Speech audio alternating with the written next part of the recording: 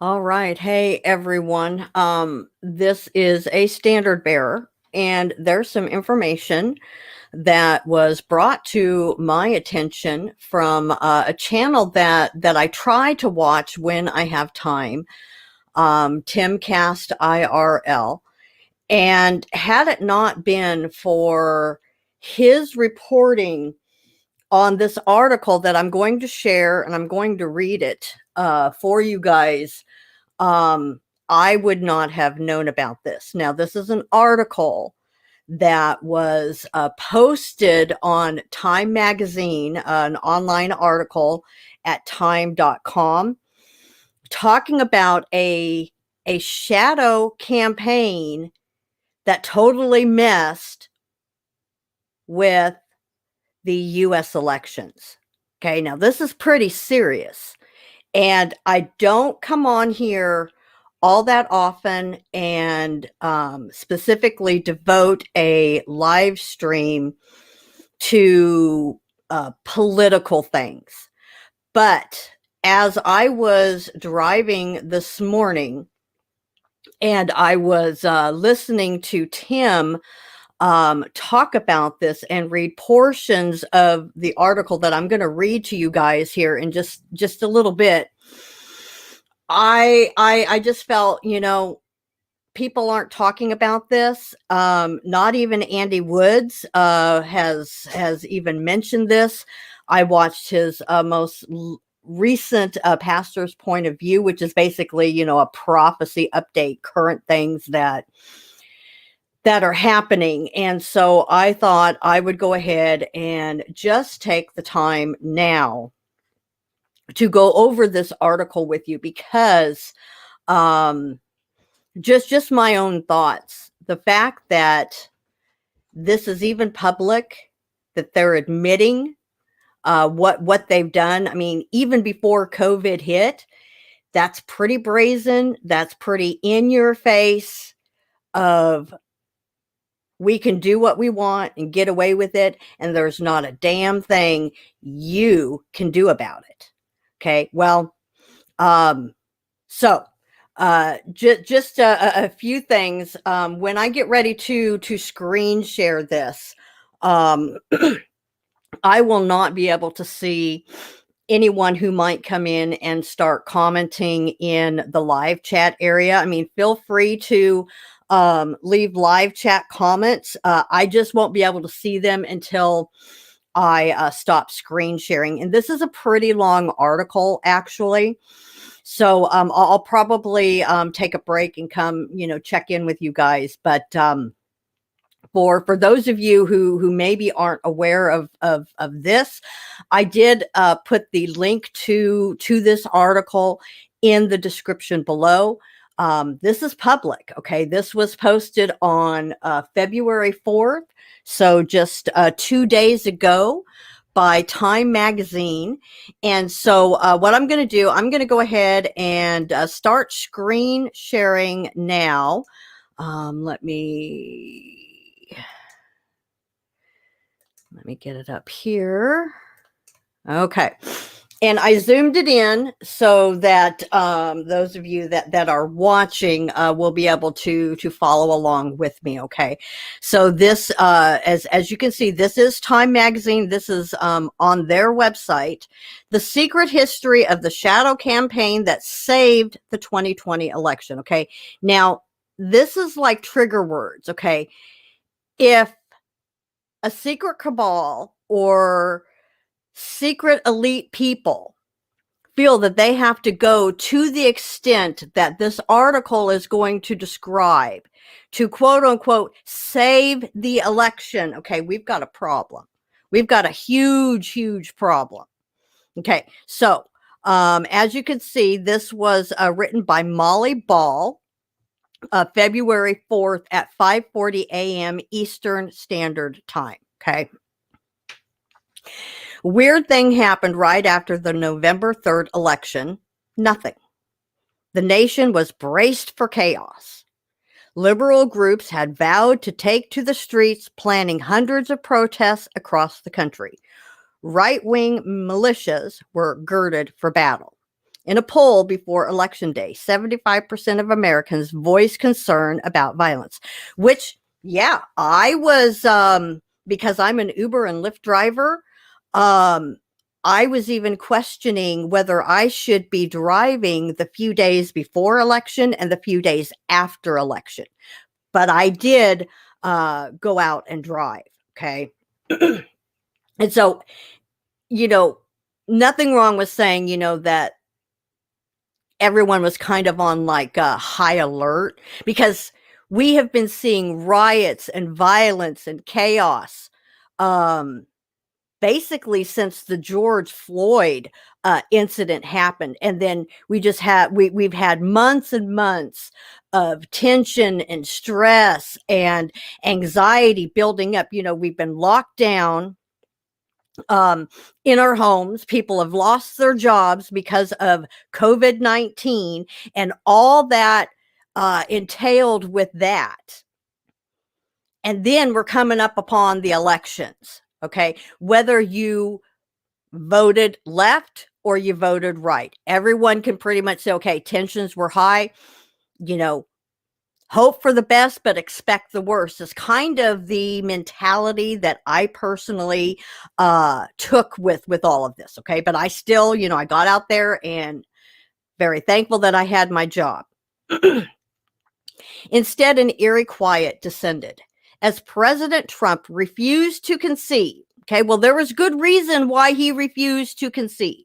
Okay. Now, if you go to Timcast IRL, he talks about some of this, and even Pastor Andy Woods on Pastor's Point of View, the most recent one, talks about how every attempt to bring into question everything that happened with the election was just derailed, just right and left. I mean, the lawsuits, the cases wouldn't even be heard in court. Okay, so him refusing to concede was in my opinion, he was justified. And this article is going to tell us why he didn't concede. Okay. The response was not mass action, but crickets. When media organizations called the race for Joe Biden on November 7th, jubilation broke out instead as people thronged cities across the U.S. to celebrate the democratic process that resulted in Trump's ouster. Okay. And you'll notice as I read through here and what word do I want to use? The leaning of the opinion of this poster of this article.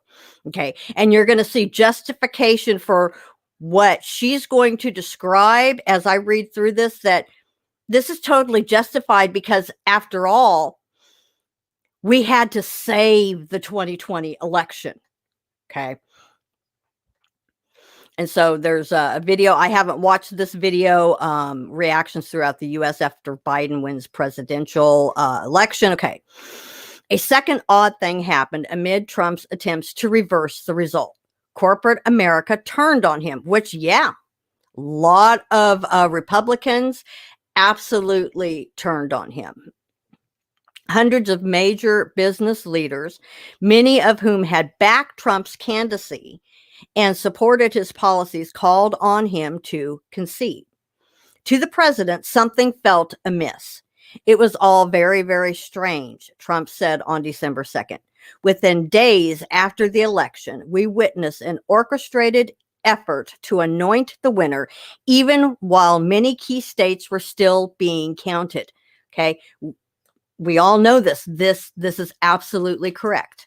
And it's like even Fox network, like only hours after declared Arizona the winner for Joe Biden. Okay, which they're not supposed to do that. And so it's like, well, I'll continue reading. Okay. In a way, Trump was right. There was a conspiracy unfolding behind the scenes, one that both curtailed the protests and coordinated the resistance from CEOs. Both surprises were the result of an informal alliance between left-wing activists and business titans. The pact was formalized in a terse, little-noticed joint statement of the U.S. Chamber of Commerce and AFL-CIO published on Election Day. Both sides would come to see it as a sort of implicit bargain inspired by the summer's massive, sometimes destructive, racial justice protests in which the forces of labor came together with the forces of capital to keep the peace and oppose Trump's assault on democracy. Okay. And so you can see how this poster is trying to word things that, oh, this was justified because Trump is so bad, bad man orange, blah, blah, blah, blah, blah. Okay. That the reason why that they're doing what we're going to read about was because it's just a way to keep the peace and oppose Trump's assault on democracy. Okay. The assault on democracy is what we're going to be reading about. And this should anger everyone that calls themselves a U.S. citizen. Okay. Because if you can't trust our way of voting and how the Constitution has instituted all of this, then we don't have a United States of America anymore. The handshake between business and labor was just one component of a vast cross-partisan campaign to protect the election. Okay. You don't protect something by doing something illegal, crooked, and wicked. An extraordinary shadow effort dedicated not to winning the vote. Well, that's exactly what they did. They did it by corrupt means, but to ensuring it would be free and fair. There was nothing free and fair about it at all. Credible and uncorrupted. Okay, see, this angers me. Okay, this really, really angers me. Now listen to this closely. For more than a year, a loosely organized coalition of operatives scrambled to shore up America's institutions as they came under simultaneous attack from a remorseless pandemic and an autocratically inclined president. Okay, for more than a year, okay, we're going to see that they started this in October and November of 2019. We didn't hear about COVID until some people were hearing about it like in January. I didn't really hear about it until in February. And then March, the whole world shut down. Okay. But they're going to try to say that it was because of the pandemic. No. Though much of this activity took place on the left, it was separate from the Biden campaign. Are we sure about that? Just my opinion, okay?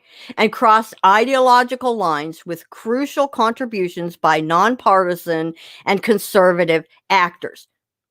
Well, who were these nonpartisan and conservative actors that were part of this loosely organized coalition of operatives that were scrambling even before we heard about COVID-19 to rig the election? Okay. The scenario the shadow campaigners were desperate to stop was not a Trump victory. Well, that's exactly what they did. Okay. It was an election so calamitous that no result could be discerned at all. Well, of course, if the courts had actually listened and seen all of the evidence, the results would have been hands down that Trump won. There's just no way around it. A failure of the central act of democratic self-governance that has been a hallmark of America since its founding. Well, maybe it used to be. It's not anymore. Their work touched every aspect of the election. Okay, let that sink in. Their work touched every aspect of the election. They got states to change voting systems and laws and help secure hundreds of millions in public and private funding. They fended off voter suppression lawsuits, recruited armies of poll workers. Armies, okay, what does that mean? Armies of poll workers? And got millions of people to vote by mail for the first time. They successfully pressured social media companies to take a harder line against disinformation. There's your fact checkers. There's your purging. There's your deletion of accounts. And use data-driven strategies to fight viral smears. They executed national public awareness campaigns that helped Americans understand how the vote count would unfold over days or weeks, preventing Trump's conspiracy theories and false claims of victory from getting more traction. Well, this article proves that Trump's theories weren't theories, that it actually was true. And this is what's so laughable. Is how this person is writing this. They're shooting themselves in the foot is what they're doing. After Election Day, they monitored every pressure point to ensure that Trump could not overturn the result. And it's really sad. It really is. It's really, really sad what they're gloating in your face, in my face. We did it, and there's not a damn thing you can do about it now. I mean, what's done is done, right? I mean, I don't know the laws. You know, all of the lawsuits, everything that Trump tried to bring to the courts to try to prove a fraudulent election, it wasn't heard, not even in the Supreme Court. So it's like, what, water under the bridge? There's nothing that can be done about it now. Now we're stuck with Biden, who has killed thousands of jobs. And I'm talking about the pipeline industry. Okay. The untold story of the election is the thousands of people of both parties who accomplished the triumph of America's democracy at its very foundation, says Norma Eisen, a prominent lawyer and former Obama administration official who recruited Republicans and Democrats to the board of the Voter Protection Program. Was it really voter protection? Was my vote protected? Was your vote protected? No, it was trampled on, is what it was. For Trump and his allies were running their own campaign to spoil the election. Was he now? Was he really trying to spoil the election? No, he was trying to prove that it's being taken over, that there's a coup underway. And the coup's been done. Okay. In my eyes, we don't live in the United States of America anymore. It's the United Soviet States of America. The president spent months insisting that mail ballots were a Democratic plot and the election would be rigged. And he was absolutely right. His henchmen at the state level sought to block their use, while his lawyers brought dozens of spurious suits to make it more difficult to vote, an intensification of the GOP's legacy of suppressive tactics. Before the election, Trump plotted to block a legitimate vote count. And he spent the months following November 3rd trying to steal the election he'd lost. No, folks, he didn't lose. He absolutely did not lose. With lawsuits and conspiracy theories. Okay, these conspiracy theories, they're proving in this article were actually correct. Pressure on state and local officials, and finally summoning his army of supporters to the January 6th rally that ended in deadly violence at the Capitol. Okay, now as far as the January 6th rally, Okay, that was a false flag. Okay, and if you are not aware of that and you haven't researched this, then go research it, okay? Because it was not the Republicans that broke in. Okay, Democrats were probably wearing Trump hats and shirts, but it wasn't the Republicans. The Democratic campaigners watched with alarm. Every week, we felt like we were in a struggle to try to pull off this election without the country going through a real dangerous moment of unraveling, says former GOP Representative Zach Wamp, a Trump supporter who helped coordinate a bipartisan election protection council. We can look back and say this thing went pretty well, but it was not at all clear in September and October that that was going to be the case. This is the inside story of the conspiracy to save the 2020 election, based on access to the group's inner workings, never before seen documents, and interviews with dozens of those involved from across the political spectrum. It is a story of an unprecedented, creative, and determined campaign. No, it was a coup, whose success also reveals how close the nation came to disaster. Well, Biden signed more executive orders than previous presidents combined. So, is our nation in disaster now? Yeah, it is.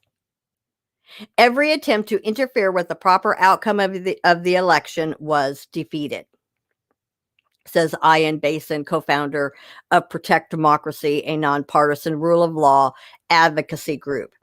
But it's massively important for the country to understand that it didn't happen accidentally. The system didn't work magically. Democracy is not self-executing. That's why the participants want the secret history of the 2020 election told. Basically, they're putting it in your face, what they've done. I mean, they're not hiding it. They're not being secret about it. They're telling us point blank, ha ha, we did it. There's nothing you can do about it now. Even though it sounds like a paranoid fever dream, a well-funded cabal of powerful people ranging across industries and ideologies, working together behind the scenes to influence perceptions, change rules and laws, steer media coverage, and control the flow of information. We've been seeing this for months on YouTube, Facebook, Twitter, and they may like take this video down. So here in a second, I'll check back in with you guys. So watch this while you can, because it might not be up for long. They were not rigging the election. Want to bet? Yes, they were. They were fortifying it. I mean, they can justify their criminal, evil actions all they want. And they believe the public needs to understand the system's fragility in order to ensure that democracy in America endures. Okay, well, we don't have the United States of America that I grew up in. It's gone. The architect. Okay, let me just check in here. Give me just a second. I'm going to stop sharing. I just want to check in with you guys. You can leave a comment. It's just I can't see comments when I'm reading. Okay. And yeah, I don't talk about this very often, but this is something that I'm very, very passionate about. I believe that we have a right, whether you're Democratic or Republican, that you should be able to vote for who you feel the best person suited for the job should be, fairly, honestly, without interference and shadow governments, shadow campaigners coming on the scene and taking that right away from you, because that's exactly what has been done. That right has been taken away from the American people. Okay. So let me share this again, and we'll just keep reading. Okay, the architect. Sometime in the fall of 2019, Mike Podhorzer became convinced the election was headed for disaster and determined to protect it. Call good evil and evil good, and on it goes. This was not his usual purview. For nearly a quarter century, Podhorzer, senior advisor to the president of the AFL-CIO, the nation's largest union federation, has marshaled the latest tactics and data to help its favored candidates win elections. Okay, let that sink in. Okay, latest tactics and data to help its favored candidates win elections. Did he help them win fair and square? Doesn't sound like it. Unassuming and professorial, he isn't the sort of hair-gelled political strategist who shows up on cable news. Among Democratic insiders, he's known as the wizard behind some of the biggest advances in political technology in recent decades. A group of liberal strategists he brought together in the early 2000s led to the creation of the Analyst Institute, a secretive firm that applies scientific methods to political campaigns.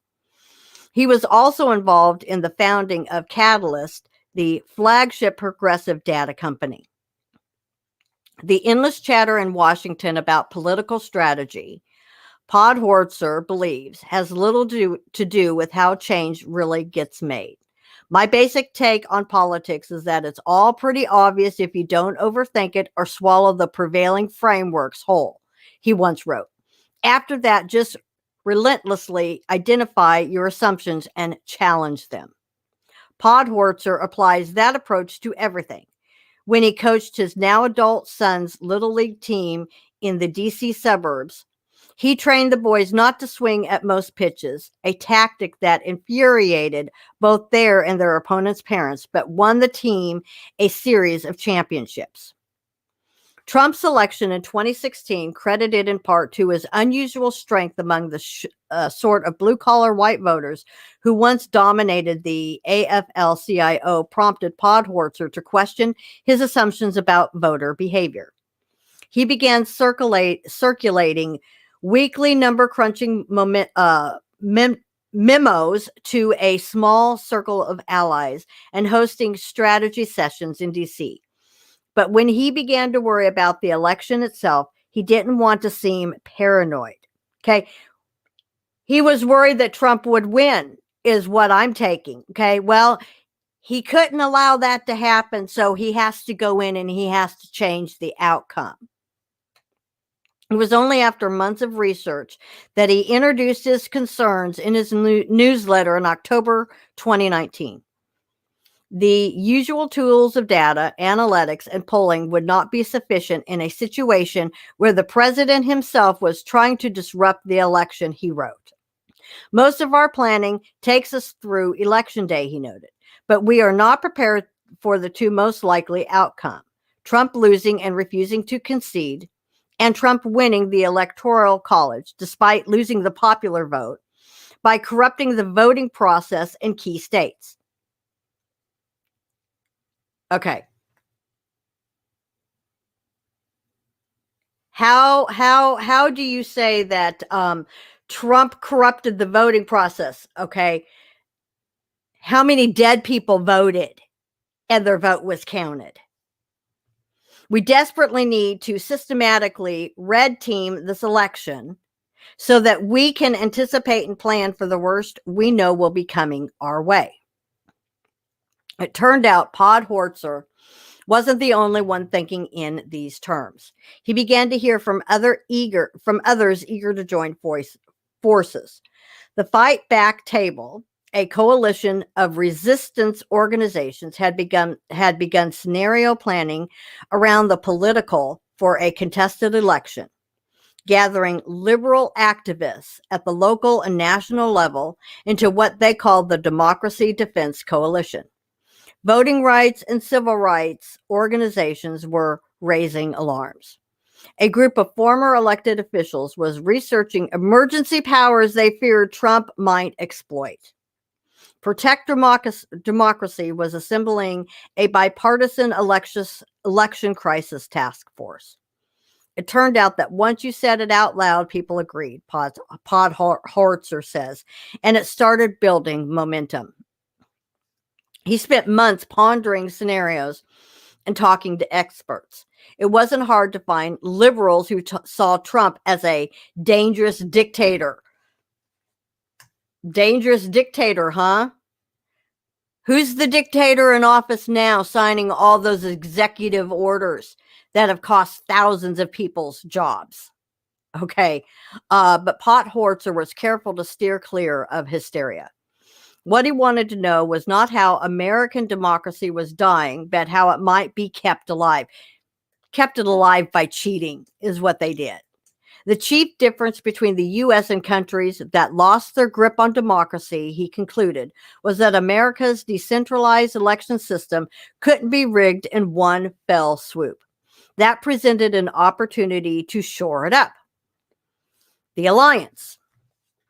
On March 3rd, Podhorzer drafted a 3-page confidential memo titled Threats to the 2020 Election.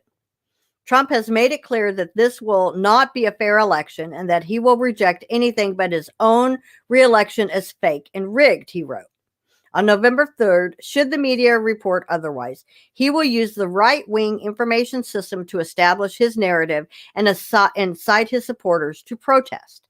The memo laid out 4 categories of challenges: attacks on voters, attacks on election administration, attacks on Trump's political opponents, and efforts to reverse the results of the election. Then COVID erupted at the height of the primary election season. Okay, now, how many of you watched Event 201? That was done right around the time that this guy was starting to plan all of this. Okay. Now, just my personal thinking and leaning is COVID-19 was a very clever distraction. Yes, it's a real illness. It does affect people, but how convenient to infect the whole world during a U.S. election year. Does that sound like coincidence? I'm like, yeah, no, that's not coincidence.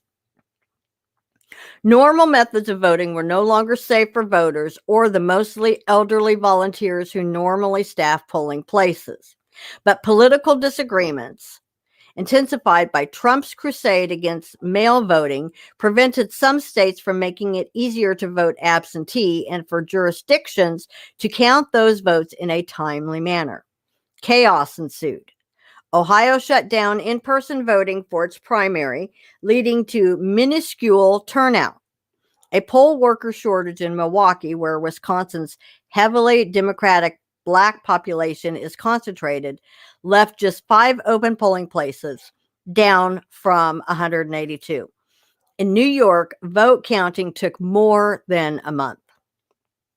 Suddenly, the potential for a November meltdown was obvious.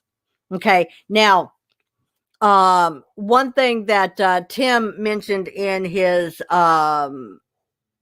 podcast was, and I don't remember what state, but they changed the ability to mail in your ballots back like October, November of last year of 2019. So mail-in ballots had nothing to do with COVID. They just used COVID to enforce what they were already starting to put into process. In his apartment in the DC suburbs, Podhorzer began working from his laptop at his kitchen table, holding back-to-back Zoom meetings for hours a day with his network of contacts across the progressive universe. The labor movement, the institutional left, like Planned Parenthood and Greenpeace, resistance group like Indivisible and Move On, progressive data geeks and strategists, representatives of donors and foundations, state-level grassroots organizers, radical justice activists, and others, okay? So he's having back-to-back meetings with places like Planned Parenthood and Greenpeace, people that I'm going to say it, murder millions of human beings in the womb. Okay, he's working with these people to do this coup. In April, Podhorzer began hosting a weekly 2.5-hour Zoom. It was structured around a series of rapid-fire 5-minute presentations on everything from which ads were working to messaging to legal strategy. The invitation-only gatherings soon attracted hundreds, creating a rare shared base of knowledge for the fractious progressive movement. At the risk of talking trash about the left, there's not a lot of good information sharing. A close Podhorzer friend who poll tested messaging guidance shaped the group's approach. There's a lot of not invented here syndrome where people won't consider a good idea if they didn't come up with it. The meetings became the galactic center for a constellation of operatives across the left who shared overlapping goals but didn't usually work in concert. The group had no name, no leaders, and no hierarchy, but it kept the desperate actors in sync. Pod played a critical behind-the-scenes role in keeping different pieces of the movement, infrastructure, and communication and aligned, said Maurice Mitchell, National Director of the Working Families Party. You have the litigation space, the organizing space, the political people just focused on the W, and their strategies aren't always aligned. He allowed this ecosystem to work together. Protecting the election would require an effort of unprecedented scale. As 2020 progressed, it stretched to Congress, Silicon Valley, and the nation's state houses. It drew energy from the summer's radical justice protests, many of whose leaders were a key part of the Liberal Alliance. And eventually it reached across the aisle into the world of Trump-skeptical Republicans appalled by his attacks on democracy. Securing the vote. The first task was overhauling America's bulky election infrastructure in the middle of a pandemic. For the thousands of local, mostly nonpartisan officials who administer elections, the most urgent need was money. Well, you had, people like George Soros that gladly funded his money to help this type of thing. They needed protective equipment like masks, gloves, and hand sanitizer. They needed to pay for postcards letting people know they could vote absentee or, in some states, to mail ballots to every voter. They needed additional staff and scanners to process ballots. In March, activists appealed to Congress to steer COVID relief money to election administration. Led by the Leadership Conference on Civil and Human Rights, more than 150 organizations signed a letter to every member of Congress seeking $2 billion in election funding. I mean, it's all been about the election. Okay, and I realize the election is a big deal in the U.S., but this is making it sound like the single most critical thing. That we need help with COVID relief is not ensuring that the people get enough money to survive because, they've lost their jobs and their businesses have been forced to shut down, but, protect the election. I'm just like, it was somewhat successful. The CARES Act, passed later that month, contained $400 million in grants to state election administrators. But the next tranche of relief funding didn't add to that number. It wasn't going to be enough. Private philanthropy stepped into the breach. An assortment of foundations contributed tens of millions in election administration funding. The Chan Zuckerberg initiative chipped in $300 million. It was a failure at the federal level that 2,500 local election officials were forced to apply for philanthropic grants to fill their needs, says Amber McReynolds, a former Denver election official who heads the nonpartisan National Vote at Home Institute. Reynolds' 2-year-old organization became a clearinghouse for a nation struggling to adapt. The Institute gave secretaries of state from both parties technical advice on everything from which vendors to use to how to locate drop boxes. Local officials are the most trusted sources of election information, but few can afford a press secretary. So the institution distributed communications tool kits. In a presentation to Podhorter's group, McReynolds detailed the importance of absentee ballots for shortening lines at polling places and preventing an election crisis. And wasn't that female doctor that was on Trump's COVID task force and even and his name just escapes me right now. I wish I could remember their names. They even said that as long as social distancing was adhered to, people could still vote in person. Okay. And so they've absolutely used the whole hype of COVID to implement the whole absentee voting.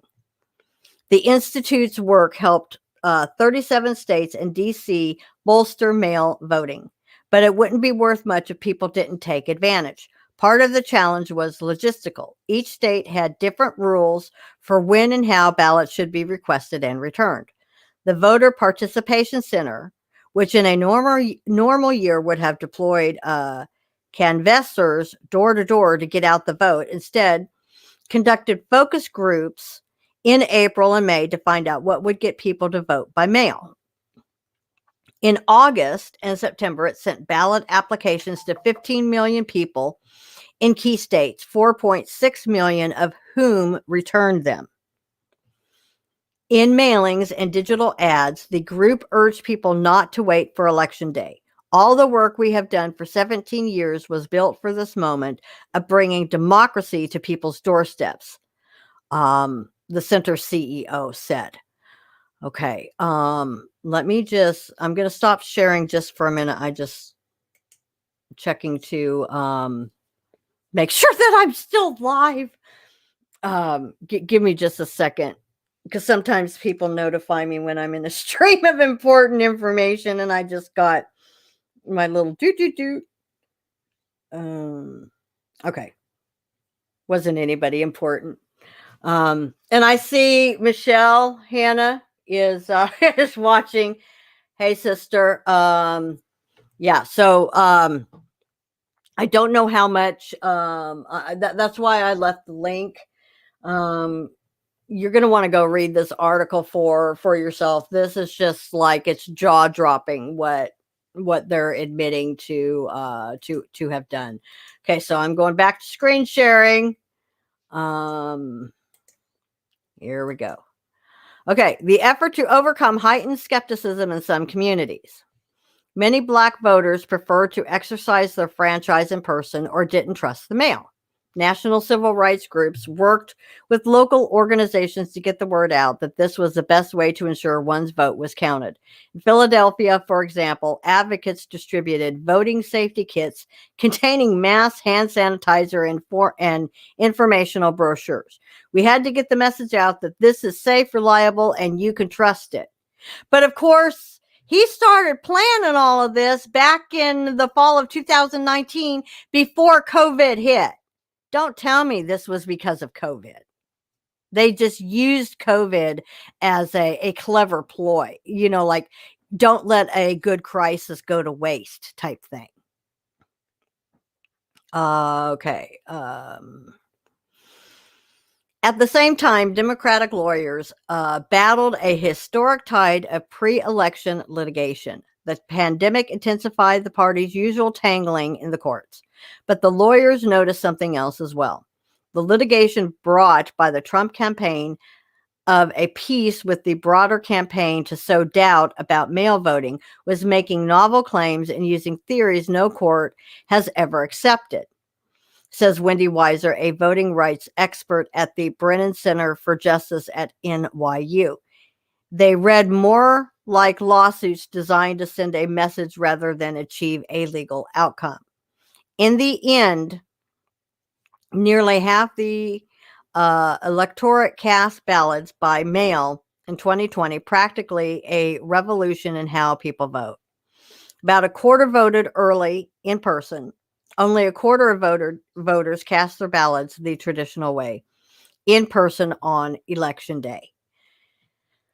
And we've always had absentee ballots for people that, maybe were homebound or, elderly. They could, send in their ballots. But this was unprecedented, that every state, I mean, our governor made it like an order that it was only going to be mail-in ballot. You could only mail in your ballots here in California. Okay, moving along. The disinformation defense. Bad actors spreading false information is nothing new. Yep. And at least in this article, they're telling you what they've done. For decades, campaigns have grappled with everything from anonymous calls claiming the election has been rescheduled to flyers spreading nasty smears about candidates' families. But Trump's lies and conspiracy theories, well, see, this whole article proves that what he feared and what he was talking about actually happened. The viral force of social media and the involvement of foreign meddlers made disinformation a broader, deeper threat to the 2020 vote.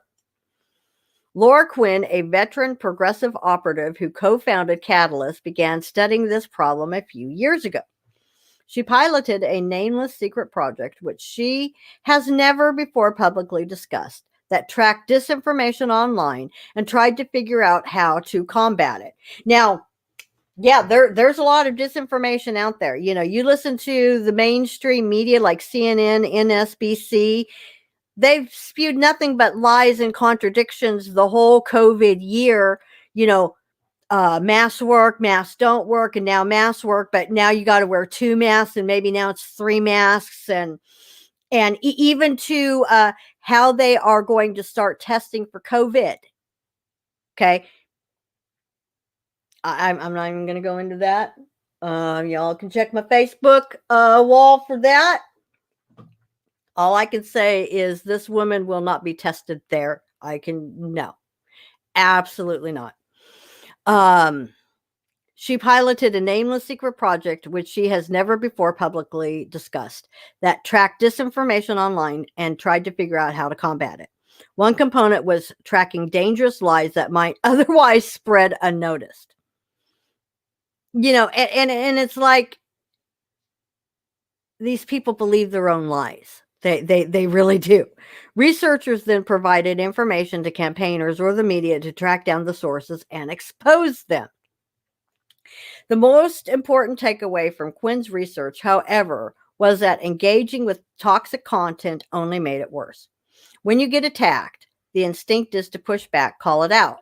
Say, this isn't true, Quinn says, but the more engagement something gets, the more the platform boosts it. The algorithm reads that as, oh, this is popular, people want more of it. The solution, she concluded, was to pressure platforms to enforce their rules. Oh, so now maybe we understand the fact checkers and the suppression of actual facts and evidence relating to COVID and all of this other stuff. Now we understand where the suppression comes from, because people like her is pressuring platforms like YouTube, Facebook, Twitter, and the like. Both by removing content or accounts that spread disinformation and by more aggressively policing it in the first place. The platforms have policies against certain types of malign behavior, but they haven't been enforcing them, she says. Well, boy, they sure are now, aren't they? Quinn's research gave ammunition to advocates pushing social media platforms to take a harder line. Okay, so now we're getting an idea of what is behind Zuckerberg's his hard line, basically, in suppressing the truth. Okay, in November 2019, Mark Zuckerberg invited 9 civil rights leaders to dinner at his home, where they warned him about the danger of the election-related falsehoods that were already spreading unchecked. It took pushing, urging, conversations, brainstorming, all of that to get to a place where we ended up with a more rigorous rules and enforcement, says Vanita Gupta, president and CEO of the Leadership Conference on Civil and Human Rights, who attended the dinner and also met with Twitter CEO Jack Dorsey and others. Gupta has been nominated for Associate Attorney General by President Biden. It was a struggle, but we got to the point where they understood the problem. Was it enough? Probably not. Was it later than we wanted? Yes, but it was really important, given the level of official disinformation, that they had those rules in place and were tagging things and taking them down. Yeah, and there goes your free speech. You know, I certainly have enough brains to understand and go do my own research to know, okay, am I reading something that's false or disinformation? Okay.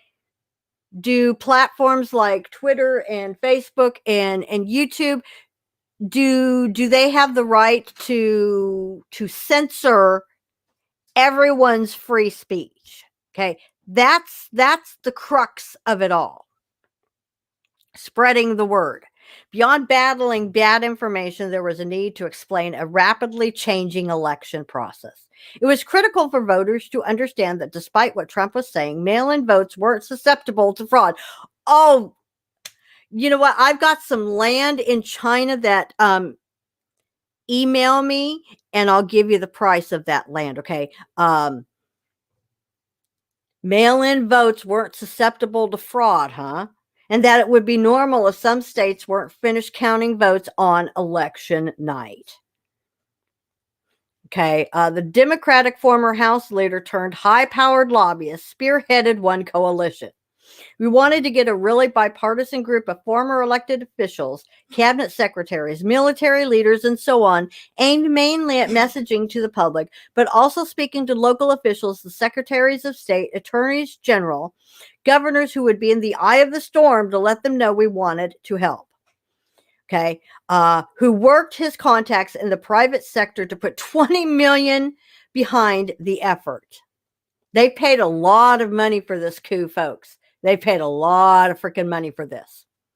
Wamp, the former GOP congressman, worked through the nonpartisan reform group Issue One to rally Republicans. We thought we should bring some bipartisan element of unity around what constitutes a free and fair election.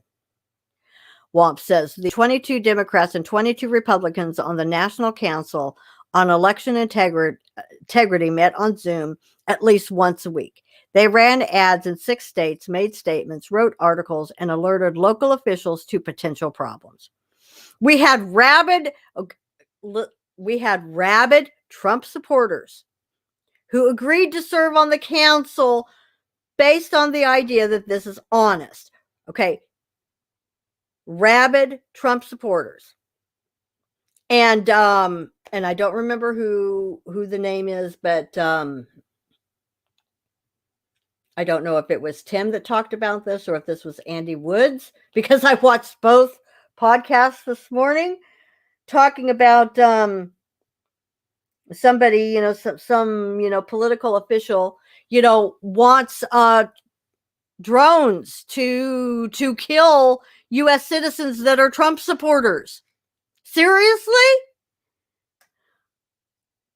And I mean, we're just rabid Trump supporters. Okay. This is going to be just as important, he told them, to convince the liberals when Trump wins. Whichever way it cuts, we're going to stick together. The Voting Rights Lab and Into Action created state-specific memes and graphics spread by email, text, Twitter, Facebook, Instagram, and TikTok, urging that every vote be counted. Together, they were viewed more than 1 billion times. Protect Democracy's election task force issued reports and held media briefings with high-profile experts across the political spectrum, resulting in widespread coverage of political election issues and fact-checking of Trump's false claims. Okay. The organization's tracking polls found the message was being heard. The percentage of the public that didn't expect to know the winner on election night gradually rose until by late October, it was over 70%. A majority also believed that a prolonged count wasn't a sign of problems. We knew exactly what Trump was going to do. He was going to try to use the fact that Democrats voted by mail and Republicans voted in person to make it look like he was ahead, claim victory, say the mail-in votes were fraudulent, and try to get them thrown out, says Protect Democracy's Basin. Setting public expectations ahead of time helped undercut those lies. Okay. Just picture of who some of these people are. The Alliance took a common set of themes from the research Schneiker-Osserio presented at Podhortzer's Zooms. Studies have shown that when people don't think their vote will count or fear casting it will be a hassle, they're far less likely to participate. Throughout election season, members of Podhortzer's group minimized incidents of voter intimidation and tamped down rising liberal hysteria about Trump's expected refusal to concede. They didn't want to amplify false claims by engaging them or put people off voting by suggesting a rigged game. Well, it absolutely was a rigged game. It absolutely was. When you say these claims of fraud are spurious, what people hear is fraud. Schenker-Osserio says, what we saw in our pre-election research was that anything that reaffirmed Trump's power or cast him as an authoritarian diminished people's desire to vote. Podhortzer, meanwhile, was warning everyone he knew that polls were underestimating Trump's support.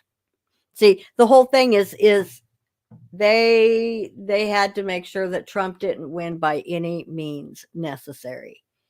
And boy, they played dirty. They really did. And this whole article is about how dirty they really played.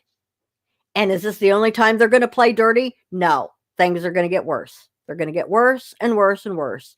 And I'll just say right now, this is why we all need Jesus Christ.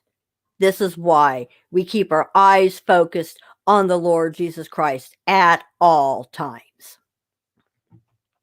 The data he shared with media organizations who would be calling the election was tremendously useful to understand what was happening as the votes rolled in, according to a member of a major network's political unit who spoke with Podhortzer before Election Day.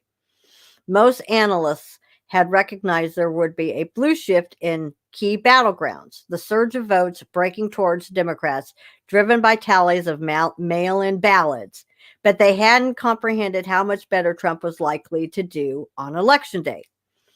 Being able to document how big the absentee wave would be and the variance by state was essential, the analyst says. People power.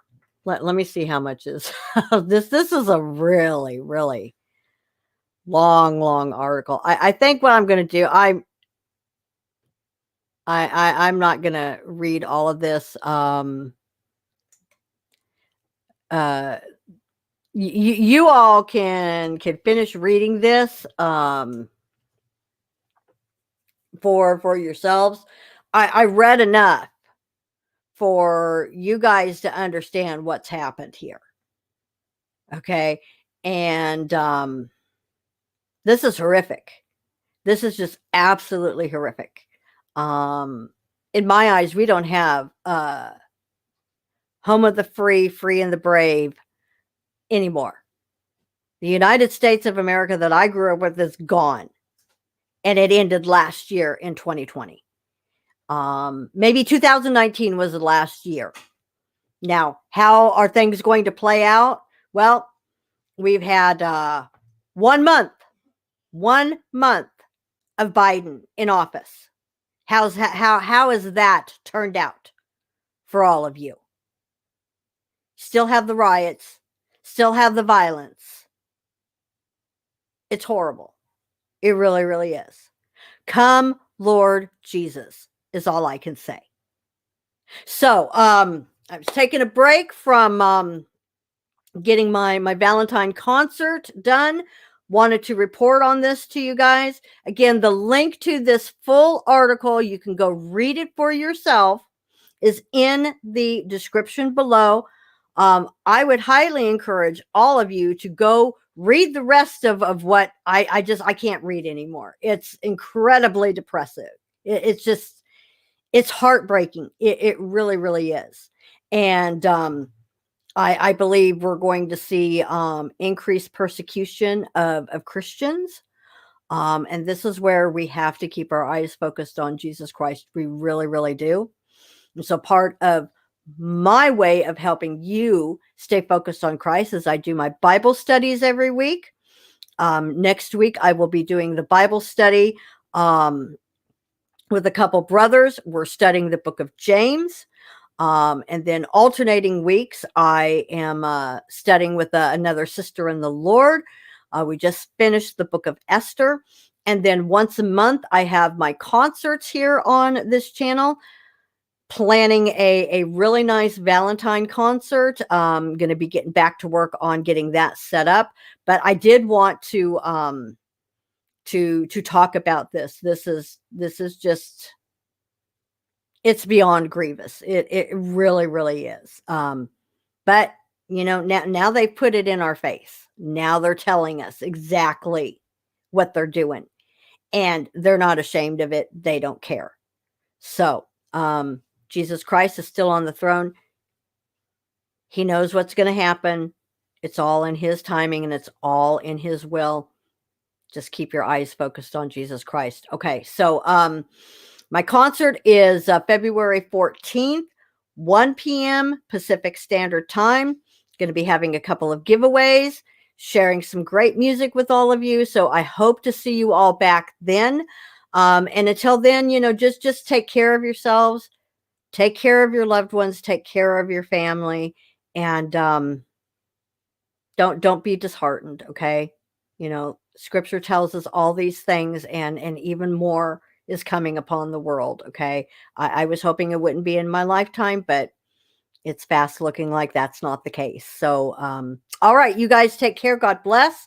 And hopefully I'll see you guys on the 14th for Lorraine's Music Hour, 1 p.m. Pacific Standard Time. All right, you guys take care. God bless.